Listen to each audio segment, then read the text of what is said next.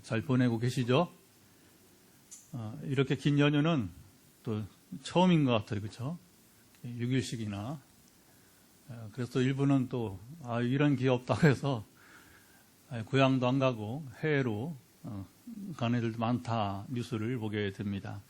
명절은 우리가 축제의 날, 기쁨의 날들입니다. 가족들이 함께 모여서 음식을 나누고 격려하며 축복합니다. 이번 추석 명절 연휴 기간에 중국 항저우에서 마침 아시안 게임이 열리면서 가족들이 텔레비전 앞에 모여서 이제 보고 응원을 합니다. 저희 가족도 이제 2박 3일간 함께 이런 시간을 보냈습니다. 자, 이번 아시안 게임 초반 경기를 보며 응원을 하는 국민들에게 응원하면 승리가 있어야 재미가 있잖아요. 게임이니까 그렇죠. 그래서 국민들이 큰 기쁨을 준 것은 수영과 펜싱이었어요. 승리가 이어지면서 이제 금메달을 받을 때 박수도 보내고 또 즐거워했습니다.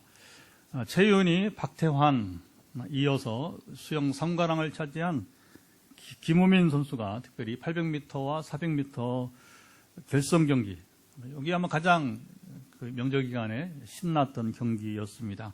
황선우가 이미 월드스타가 되었지만 이번에 저는 몰랐어요. 잘 모르는 선수였는데 새 스타를 발견했어요. 자, 이 경기가 이제 막 흥미롭고 그다음에 이제 우리에게 기쁨을 준 것은 아시안 게임은 한중일 싸움이잖아요, 그렇죠? 중국이 워낙 강세니까 동계 올림픽이야 우리가 제일 앞설 수도 있지만 하계 올림픽에서는 아시안 게임 보면 이제 중국이 강세고 그다음에 사실은 나머지 이제 한일 간에 누가 2등 하느냐 요 싸움인데 이 수영 이 경기에서 800m 그리고 이제 400m 이 수영에서는 중장거리인데 2, 3등과 격차가 확 드러나는. 물론 황선우도 이제 200m 보니까 적수가 없더라고요. 그렇죠? 200m 황선우가 금메달 딴 거 보니까. 근데 이제 400m, 800m는 거리가 2배, 4배 되니까 혼자 이제 경주하는데 이 선수가 처음부터 끝까지 1등을 놓치지 않고 마지막에는 400m인데 4초 이상 중국 선수를 이렇게 떨어뜨리면서 그냥 쏙 들어오는 거 보니까 이게 당당하게 우승하는, 특별히 중국과 일본 선수들을 아주 큰 차이를 두고 우승하는 모습이 감동적이었습니다. 추석과 아시안 게임 기간만 아니라 평소에도 우리가 서로 축복하고 응원하고, 그렇죠? 우리가 같은 민족이니까 그러겠지만 어쨌든 같은 가족이니까 우리가 이 축제의 날, 명절의 날만 아니라 평상시에도 서로 격려하고 축복하는 삶이 이어지기를 바랍니다. 오늘 본문 디모데전서 2장은 사도 바울이 디모데에게 기도를 가르쳤습니다. 1절 어떻게 시작하는지 다시 한번 읽어보도록 하겠습니다. 1절 말씀 우리 함께 읽어보면 이렇게 기록이 되어 있습니다. 그러므로 내가 첫째로 권하노니 모든 사람을 위하여 간구와 기도와 도구와 감사를 하되. 바울이 디모데에게 기도에 대해 말하면서 여기 모든 사람을 위하여 기도하라. 여기 바울은 기도를 하라고, 기도 용어를 여기 4가지로, 보세요. 4가지로 표현했는데, 다시 한번 띄워줘 보세요. 1절 보면, 첫째는 간구, 두 번째는 기도, 1절 다시 한번 띄워보시면 도구, 그리고 감사입니다. 간구라고 하는 것은 데헤시스는 탄원하는 기도를 말해요. 탄식 섞여 있는, 억울하다는 거죠. 그렇죠. 그리고 내가 지금 급한데 하나님 내 기도를 들어달라 할 때에 이게 뭐냐면 이제 이게 바로 간구해. 탄원이란 말로 동의어입니다. 기도는 프로슈케는 우리가 평상시 말 일반적인 그냥 기도를 우리가 총칭하는 말이 이제 프로슈케 기도예요. 도고 엔토크시스는 중재기도 또는 중보기도를 말합니다. 나를 위한 게 아니라 남을 위한 기도.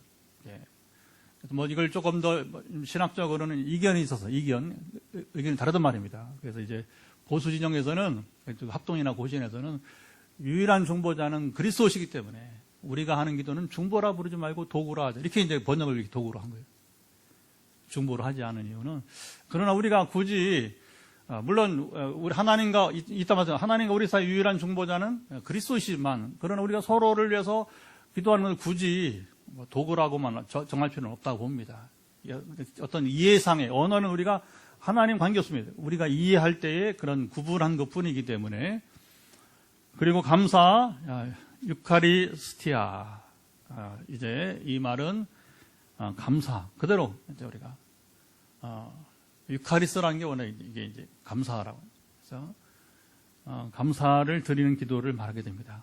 기도에는 이런 크게 네 가지가 있는데, 바울은 기도를 말하면서 네 가지를 빼뜨리지 아니하고 이제 그러니 현대식으로 적용해서 어떤 사람은 이제 X 이렇게 ACTS 이렇게 해서 이제 그 사도행전이기도 한데, 요 비슷하게 해서 이제 말하기도 합니다.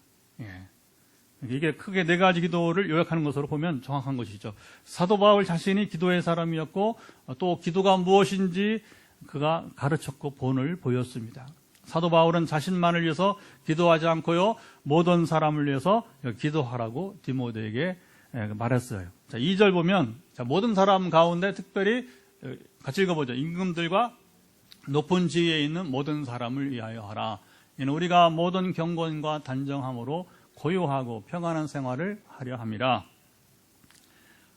바울은 왜 그리스도인들이 자신만을 위해서 기도하지 말고, 이게 중요합니다. 바울은 우리가 소위 말해 기복적인 그런 자기의 어떤 복만을 구하는 우리 가족만 하는 게 아니라 여기 모든 사람을 위하여 기도하라고 했나요? 특히 임금들과 높은 지위에 있는 모든 사람들을 위해서 기도하라고 한 것은 무슨 이유일까요? 사도 바울은 기도에 대해서 언급하면서 4절로 가고 4절로 또 이렇게 말합니다. 흐름이 있어요. 말씀을 보고 흐름이 있는데, 하나님은 모든 사람이 구원을 받으며 진리를 아는 데 이르기를 원하시느니라. 하나님께서 궁극적으로 원하시는 것이 이것이라고 바울이 전합니다. 자, 지당하신 말씀이에요. 하나님의 뜻은 여기 두 가지가 딱 드러나는 거예요. 첫째는 모든 사람이 이제 구원을 받고, 하나님의 뜻은 모든 사람이 멸망에 이르지, 한 명도 여러분 멸망에 이르지 않고 다 구원받기를 원하십니다. 또 두 번째는 뭐냐면 진리를 아는, 진리가 뭐예요? 진리는 그리스도를 말해요. 진리는 내가 곧 길이요 진리요 생명이니, 그리스도에는 진리가 없습니다. 누구 여러분 그러니까 그리스도 하나님 말씀 두 가지, 하나님과 관계된 것, 그러니까 하나님 우리 삼위일체 하나님과 그의 말씀, 그 외에는 우리가 이제 진리라 말할 수 없는 것입니다. 사람들이 원치 않는 게 문제죠. 이 두 가지를. 하나님은 본질적으로 모든 사람이 구원에 이르고 진리이신 그리스도를 알기 원한다. 이게 중요한 겁니다. 근데 문제는 사람들이 원치 않는 게 문제가 되는 것이죠.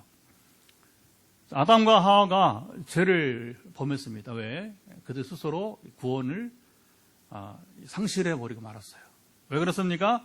선악과를 먹는 불순종을 했기 때문에. 죄는요, 우리가 큰 잘못해서 죄가 아니라 하나님의 말씀을 거슬러서 우리가 의도적으로 반대적으로 사는 것이 바로 불순종이에요. 불순종. 그게 죄란 말이에요. 불순종. 우리가 자기 의지를 가지고 살면 안 돼요. 내 멋대로 산다. 내 인생은 나의 것. 이게 세상의 자유를 노래하는데, 이건 아직 이제 하나님을 모르고 아직 구원을 받지 못한 사람들의 인생들의 노래예요. 절대 여러분, 우리가 하나님을 알고 이 구원의 기쁨을 누린 사람은 이런 식으로 얘기 안 한다. 하나님께서 먹지 말라고 금하신 것을 먹었기 때문에 우리 인류 시조들이 큰 죄에 빠졌어요. 사람들이 에덴에서 추방되었습니다. 이때부터 구원을 상실하였습니다. 세월이 흘러가며 아담의 후손들이 하나 둘씩, 그래서 지금은 80억 가운데 최대치를 잡아도 기독교인들이, 가톨릭이거든, 우리 개신교 상급 포함해서도 20%가 되질 않아요. 20%가 여러분 되지를, 실제 수가 그렇다는 것입니다. 우리 한국에서 불교인 수가 이제 종기조사하면 꽤 많아 보이지만 실제로 불교 생활 안 하잖아요. 그렇죠? 불교만 그런 게 아니에요. 자기 명목상으로 기독교인을 하지만 실제적으로 교회를 안 나가는 사람들이 또 많단 말이에요. 세계적으로 봤을 때 사람들이 하나님께 점점 이제 멀어져 갔어요. 진리신 하나님과 그리스도를 알지 못하고 지금도 살아가고 있어요. 의도적으로 싫은 것입니다. 자유를 위해서. 참 자유가 아닌데 그게 인생은 나의 것이고 그리고 그것이 내 자유라고 생각하는 착각인 것이죠. 자, 인간이 에덴에서 추방된 하나님의 소원은 사람들이 진리를 깨닫고 하나님께 돌아와 구원을 받는 것입니다. 왜냐하면 그러잖아요. 이 자식이 자기의 자유라고 세상살이 하는 걸 보니까 부모가 근심이 큰 거예요. 저게 자유가 아닌데, 저게 행복이 아닌데. 근데 젊어서 깨닫기 전에는 이것이 자기 자유고 행복인 줄 안단 말입니다. 근데 부모는 인생을 살아봐서 수많은 여러분이 이제 인생 파도를, 그렇죠?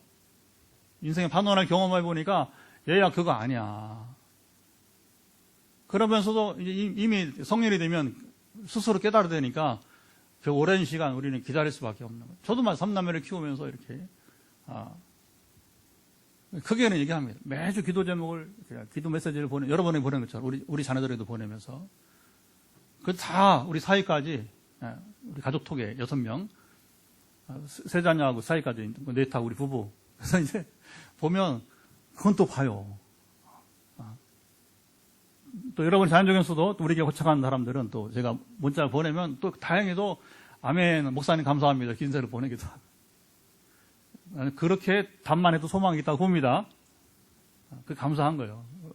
왜냐하면 그래도 목사님이 이제 문자를 그것도 그냥 임의로 축복하는 하나님께 음성을 듣고 격려하면서 또 믿음으로 살기를 촉구했을 때 아멘, 이렇게 아멘 하고 또 목사님 늘 감사합니다. 이렇게 표현할 때 제가 기도하는 보람이 있는 거죠. 아직 소망이 있구나. 아직 실제로 삶이 따라가지 못할지라도 아직 받아들이고자 하는 마음이 있으니까. 아멘. 하나님 마찬가지예요. 얘들아, 너희들이 그렇게 사는 게 참 자유가 아니야. 나와 함께 하는 게 너희 좀 자유고 너희 행복이다. 그걸 이제 하나님이 이제 선지자를 보내서, 그렇죠? 사도들을 보내서 오늘은 이렇게 우리가 이제 교회를 세워서 우리가 말씀을 배우고 이렇게 또 알게 하시는 것이죠.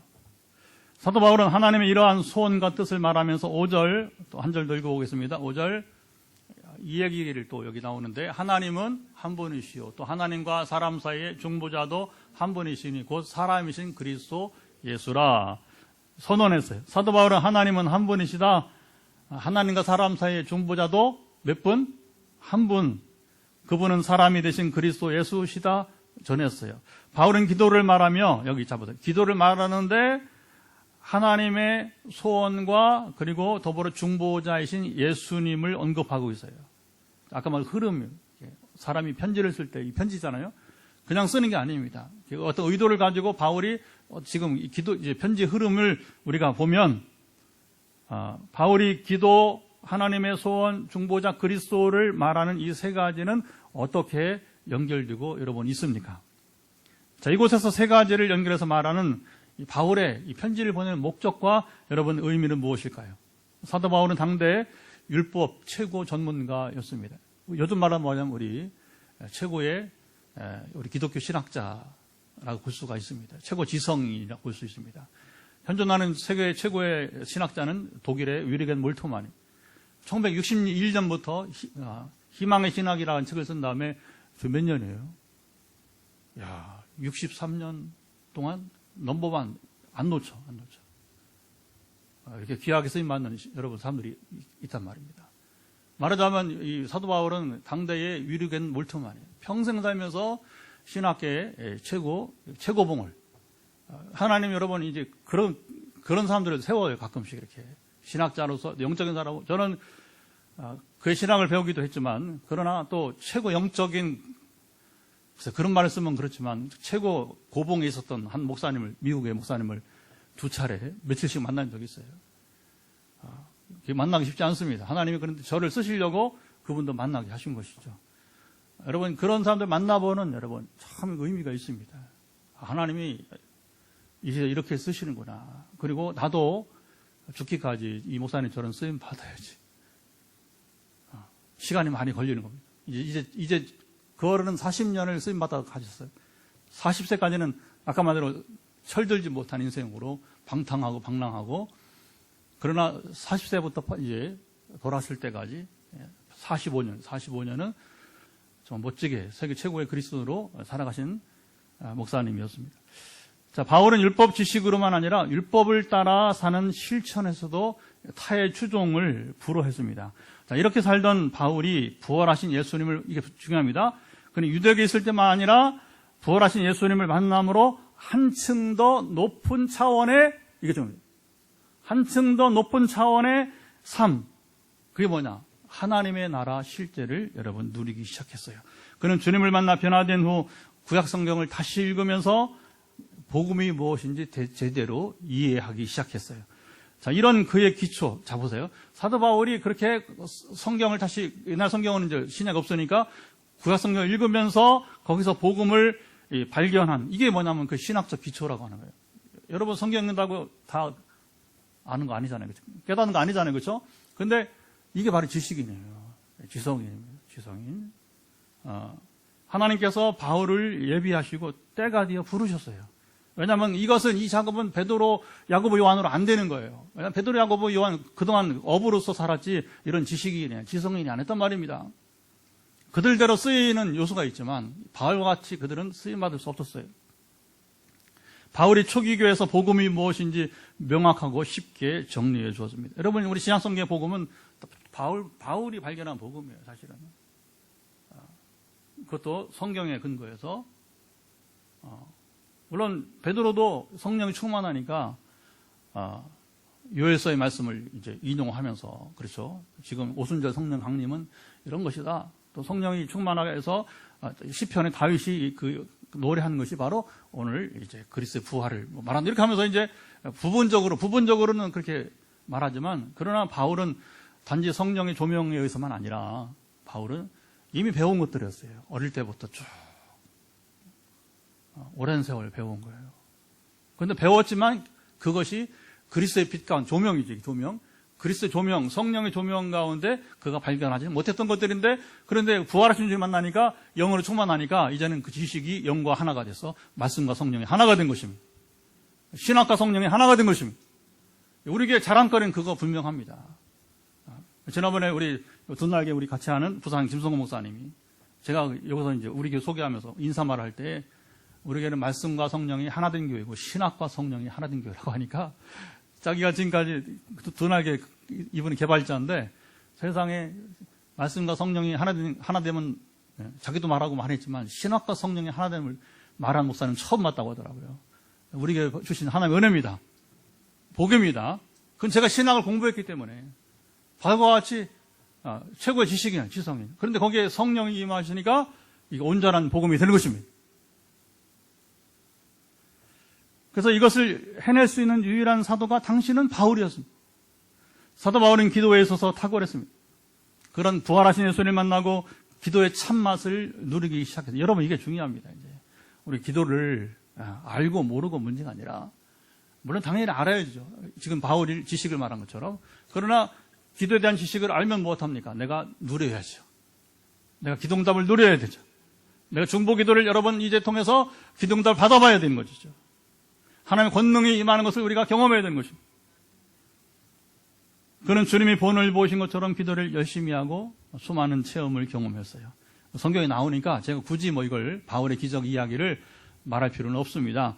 바울은 각 교회에 편지하며 기도를 가르쳤습니다.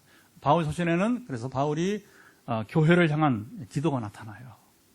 이걸 목회 기도라고 에베소서에 있고, 그렇죠? 또 이제 디모데서는 디모데 개인에게, 제자에게, 젊은 목회자에게 보낸 편지니까 일반적 교회를 향한 기도와 더불어 또 이제 이 젊은 목회자를 향한 기도가 또 있고, 다양한 이제 기도가 나타납니다. 그는 기도, 한말로 말하면 기도학 박사였습니다. 사도 바울은 큰 이제 박사가 있는데, 성경학 박사, 기도학 박사, 그 다음에 하나님 경외학 박사. 사실은요, 우리가 세 가지만 우리가 하기를 하면요, 이건 학문과 사실은 관계가 없습니다.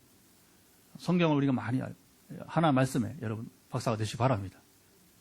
괜찮아요. 여러분 이건 학문이 아니라 내가 성경을 읽으면 돼. 성경을. 말씀을 읽고 얼마나 좋은지. 저는 정말 이 인생 최고의 행복은 지금 누리고, 지금. 성령 임한다. 2012년부터 명절 기간에도 이렇게 오가면서. 그러니까 여러분 신명기에 길을 갈 때에도 이 성경 읽으라고 하잖아요. 그렇죠? 전에는 길을 가는데 어떻게 성경을 읽어? 어떻게. 물론 쪽지에다 놓고서 이렇게 할 수는 있겠지만, 아니면 작은 성경. 요즘 얼마나 좋아. 이게 앱이 있으니까. 운전하면서도 저희도 청주에서 이번 강원도에서 만나고. 그러니까 청주가 강원 500km 가는 데만. 올 때는 바로 내려오니까 좀 빠른데, 그래 얼마나 많은 시간, 아내랑 얘기도 하지만, 또 성경을 또 많이 들으면서, 엄청나게 성경을 읽어갑니다. 그래 또 집중 안 됐어. 그러면 다시 돌아가는 거예요, 다시. 다시 돌아가는 거예요. 그러면 가능하잖아요. 조절이, 그죠? 그래 얼마나 여러분이 이제 좋은지 모릅니다. 여러분, 이 성경 박사가 되시 바랍니다. 다른 성경을 많이 읽으면 그게 깨달아져요. 바울도 전에는 깨닫지 못했습니다. 성령이 오기 전에는. 그럼 우리가 성령이 함께 하시면 결국은 깨닫기 마련인 것입니다. 안 되면 또 그 다음에 깨달으면 되고, 시간이 필요한 거니까. 시간이 필요하기 때문에, 그러면 이제 성경만 알면 안 되고, 우리가 기도를 하면서 하나님과 가까워지고, 그러면 하나님을 경외하게 돼요. 그러면 이게 기도의 참맛을 보는 거예요. 하나님의 권능을 경험하게 되는 것입니다. 오늘 본문에도 바울이 기도를 어떻게 해야 하는지 그의 사랑하는 제자 디모데에게 가르쳤습니다. 바울은 각자 자신만을 위해 기도할 것이 아니고 모든 사람을 위하여 하라고 권했어요. 이것은 바울 자신의 자기의 기도 생활이에요, 사실. 여러분, 가르침이란 것은 저도 이제 하여튼 신학교 가르치기도 하고 또 이렇게 하지만 해외 가서 가르치고 다른 거 없어요. 제가 여러분에게 한 얘기 다 하는 거예요. 그거 가서. 제가 알고 그리고 경험한 것들을. 근데 이제 2010년부터 경험이니까 지금 아시아, 아프리카, 유럽의 여러 나라에서 또 우리 목회지, 우리 여기 빛내리 교회, 또 전에 담임하던 교회, 그리고 또 제가 이렇게 교제하는 그런 여기 방문하는 분들. 아까 제가 미국을 방문했듯이 찾아오거든요, 계속. 이런저런 이유로 찾아오거든요. 그들과 만나면서 하나님께서 역사하시는 경험. 그 얘기 하는 거예요, 그 얘기. 사도 바울의 기도의 99%는, 잡으세요. 사도 바울의 기도의 99%는 자신이 아니라 다른 사람들, 그리고 교회들을 위한 것이었습니다. 하나님께 기도하는 사람으로 쓰임받는 자들은 예나 지금이나 여러분이 이제 동일해요. 왜냐하면 기도할 게 너무 많으니까. 기도 부탁이 계속 오니까, 아니, 그러면 또 내가 관계하는 사람들을 축복하다 보니까. 그렇죠? 이게 처음에는 몰라요. 근데 매주 한 사람 한 사람을 위해서 환자들은 이제 2번씩 해요. 화요일하고 금요일하고. 어떤 때는 지쳐가지고 시간이 안 돼가지고도 쫓기기도 하고, 그러면 이번 주는 내 바쁘니까 당신이 2번 중에 한 번은 당신이 기도 제목 말하라고. 이렇게. 어떤 사람은 또 그것도 안 보내. 아주 다양합니다. 어떤 사람은 또 이렇게 정말 진지하게, 이번에 목사님 이거 기도해 주세요. 이렇게 한 사람도 있고, 다양합니다.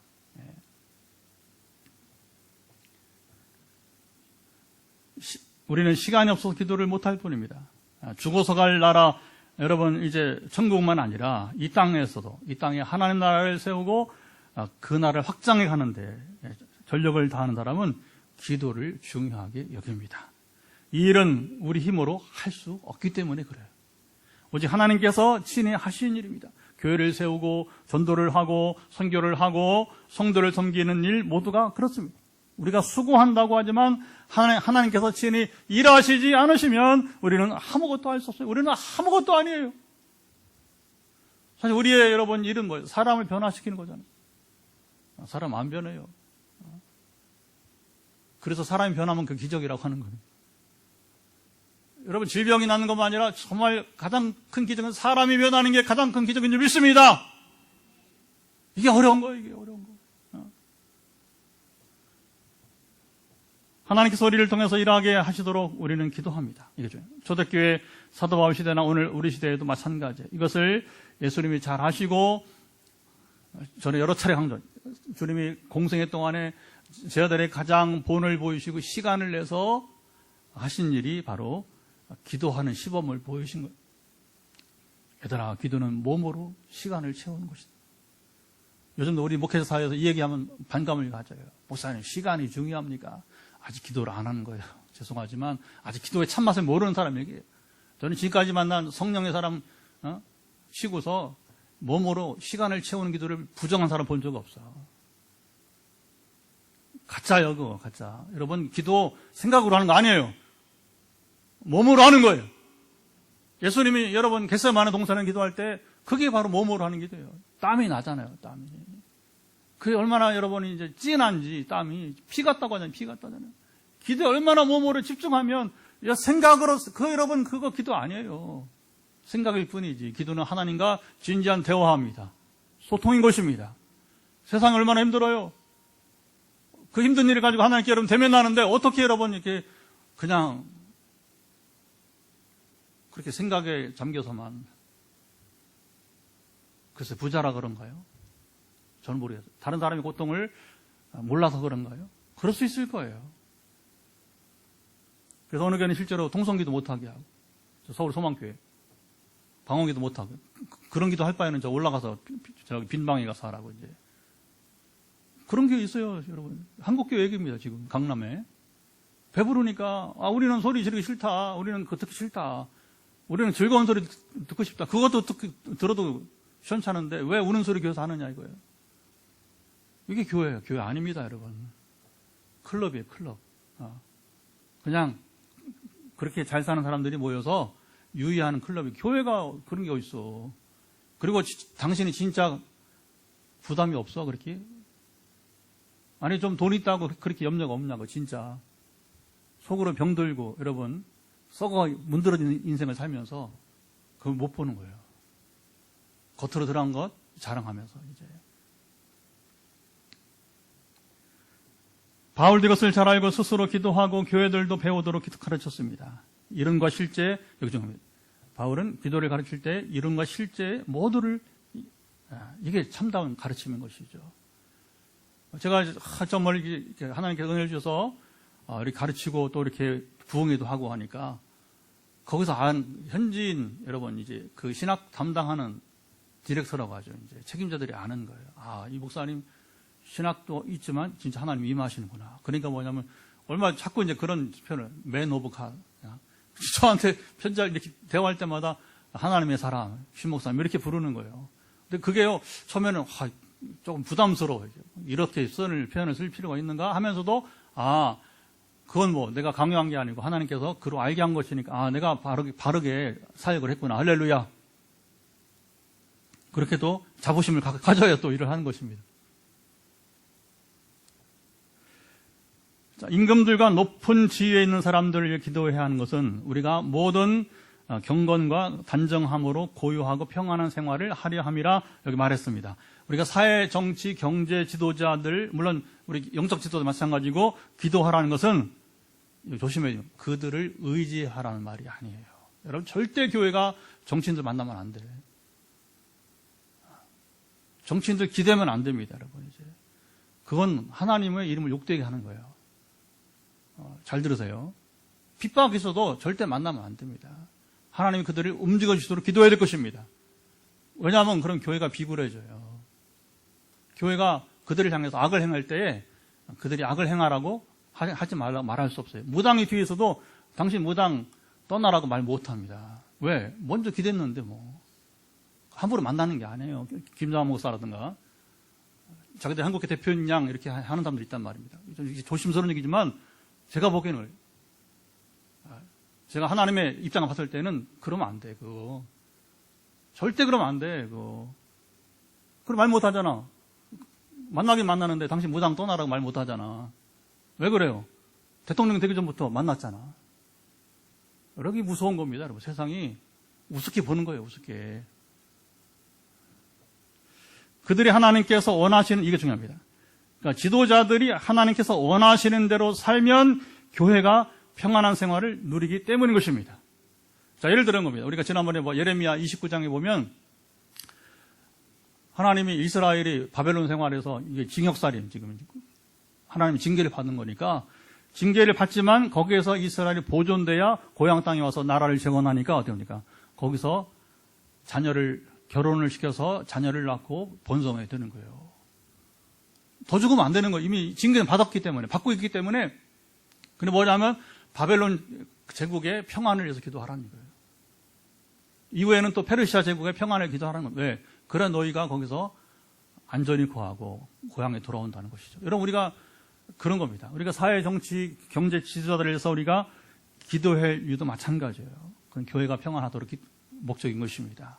복음이 완만하게 전파되기를 원하는 것입니다. 그러나 직접 만나서 도움을 청하고 그러면 안 된단 말입니다.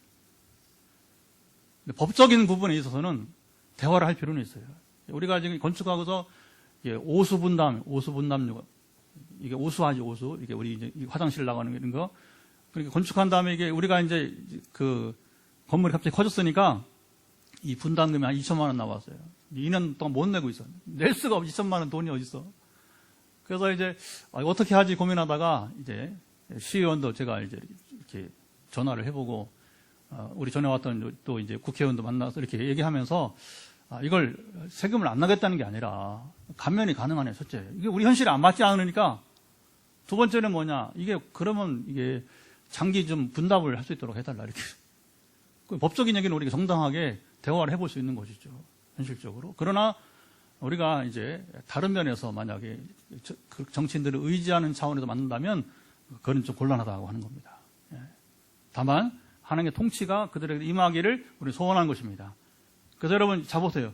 뭘 기도하는 거냐? 정치인들이 사회 여러분 이 경제 지도자들이 우상을 섬기면 안 되는 거예요. 첫째는 그러면 하나님 심판이 임합니다. 우리가 불행해지는 삶의 질이 떨어지는 것입니다. 왜냐하면 하나님을 떠난 자들이 우당을 뒤에서 반드시 여러분 불법을 행해요. 하나님을 경외하는 자는 절대 불법을 행하지 않습니다. 이건 아주 단순한 진리예요. 그리고 그대로 이루어지는 거예요. 우리가 여러분들이 이제 우리 나라를 가장 기도하는 제목이 그거 되는 거예요. 이미 여러분 다 리더십이 세워졌잖아요. 어떻게 하겠지? 우리 바꿀 수 없는 거예요. 때가 될 때까지는. 그러면 그 안에 동안에라도 그들이 우상을 섬기지 말게 하옵소서. 하나님을 멀리 하지 않게 하옵소서. 하나님 가까이 하기를 원합니다. 그게 최고의 기도예요. 그게 최고의 기도. 그냥 여러분 그들의 그냥 개인의 안녕을 위해서 그건 여러분 필요 없어요. 그 참담 기중보기도 아니에요. 그 사람이 잘 되고 우리도 잘 되고 뭐냐? 우상을 떠나야 되는 거예요. 하나님을 가까이 해야 되는 것입니다. 근데 이 기도 빼버리고 나머지 하면 뭐예요? 아무 소용이 없는 거예요. 잘못된 기도가 되는 것입니다. 한국교회 보세요 한번.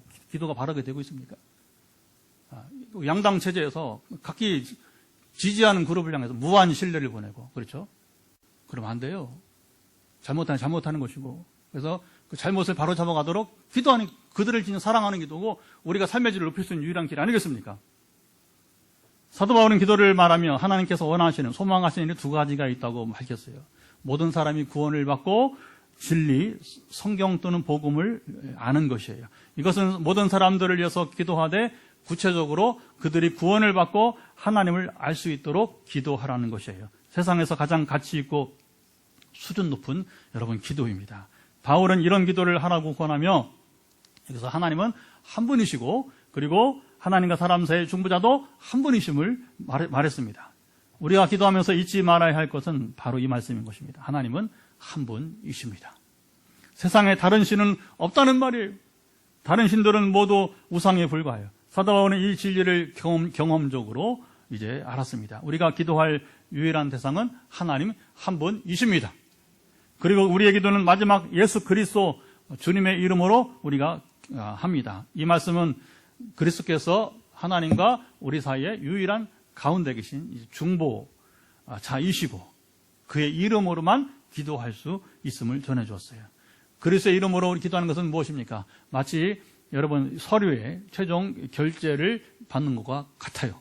모든 서류는 최고 책임자의 여러분 결제가 해당 책임자의 결제가 있어야 유효한 것입니다. 우리 기도도 여러분 정말 수백 페이지, 수만 페이지 되는 여러분 분량의 기도를 했단 말입니다. 마지막에 예수 그리스도 이름으로 기도합니다 했을 때에 주님이 도장을 찍어주시는 거예요. 복음은 이처럼 쉽고 명확합니다. 사도 바울은 하나님과 우리 사이의 유일한 중보자 그리스도에 대해서 전합니다. 6절 한 절도 있고 이제 정리해 보겠습니다. 6절 마지막 말씀, 그가 모든 사람을 위하여 자기를 대속물로 주셨으니 기약에 이르러 주신 증거니라. 예수님이 이 땅에 오신 것은 자기를 무엇으로? 대속물로 주시기 위함이었어요. 하나님은 아무 때나 일하시지 않으시고 여기 하나님의 기약이 뭐예요? 약속의 때. 이제 그 기약 때가 되어서 약속을 이루십니다. 그리스도께서 우리의 유일한 중보자가 되신 것은 그때 때가 되어서 아무 때나 주님이 오신 거 아니에요, 그렇죠? 그때가 제일 적합했기 때문에 이제 오셔서 십자가에서 대속물이 되셨기 때문입니다. 십자가에서 우리 죄를 담당하신 주님의 은혜로 이제 하나님과 우리 사이가 이제 하나가 돼. 이제 분리됐던 우리 사이가 뭐냐면 그리스도 중재로 우리가 이제 다시 도킹하듯이, 그렇죠? 우주선이 여러분 우주에서 도킹하잖아요, 그렇죠? 여기서 보는 우주선이 거기에 이제 공중에 있는 여러분이 이제 우주에 있는 정거장에서 도착해서 이렇게 하나가 되듯이 멀리 떨어졌던 우리가 하나님과 우리가 예수님 때문에 하나가 되고 화목하게 되었어요.